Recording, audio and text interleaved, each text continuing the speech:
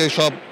সাবজেক্টে আমরা আছি এটার গবেষণার জন্য যদি আমরা সর্বোচ্চ চেষ্টা করি তাহলে ইন্টারন্যাশনালি আমাদের এই পেশাটা অনেক দূর এগিয়ে যাবে। আমরা শুধু সবাই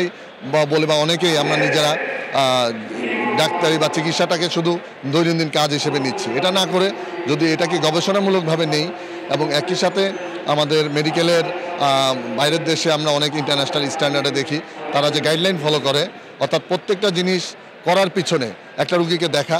তাকে সুন্দর মতো তার শরীরে পরীক্ষা নিরীক্ষা করা, তার শরীরে হাত দিয়ে তার পরীক্ষা পালস দেখা, তার ফিজিক্যাল এক্সামিনেশন ঠিকমতো করা, তার টেস্ট দেওয়ার ব্যাপারে রুগীকে বুঝিয়ে বলা কেন দিচ্ছি, ওষুধ দেওয়ার ব্যাপারে বুঝিয়ে বলা, সাইড এফেক্ট বলা, এই প্রত্যেকটা জিনিস যদি আমরা করি তাহলে আমরা চিকিৎসার ক্ষেত্রে একটি ভালো ব্যবস্থা করতে পারবো। আর পড়াশোনার ব্যাপারে অবশ্যই আমরা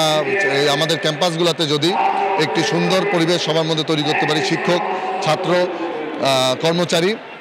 এদের মধ্যে যদি একটা ভালো সম্পর্কের মাধ্যমে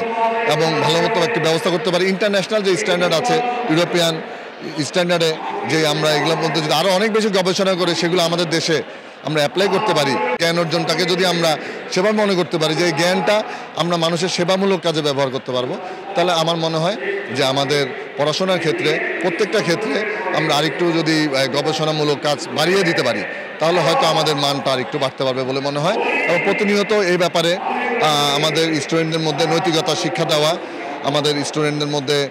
ভালো কাজের উদাহরণ তৈরি করা, এগুলো দিতে পারলে ছাত্র শিক্ষক একটি চমৎকার সম্পর্ক তৈরি করা। আর একটা বিষয় আছে, ছাত্র রাজনীতি হয় ক্যাম্পাসগুলোতে, এই ছাত্র রাজনীতি অনেক ক্ষেত্রে দরকার আছে, অনেক ক্ষেত্রে এটা কুফল বয়ে আনে। সেক্ষেত্রে ছাত্র রাজনীতি যদি একটা স্ট্যান্ডার্ড অ্যাপ্লাই করা যায় যে ছাত্র রাজনীতি হবে আসলে ছাত্রছাত্রীদের উন্নয়নমূলক, পড়াশোনা কেন্দ্রিক, একটা লেন্ডিং লাইব্রেরি, একটি বোনস ব্যাংক আমরা ফিল করি, আমরা ক্যাম্পাসগুলোতে দেখেছি একটা ছাত্রছাত্রীদের প্রয়োজনে একটা গরিব মেধাবীদের জন্য বৃত্তির ব্যবস্থা করা, এইভাবে করে যদি আমরা সবাইকে নিয়ে একটি সুন্দর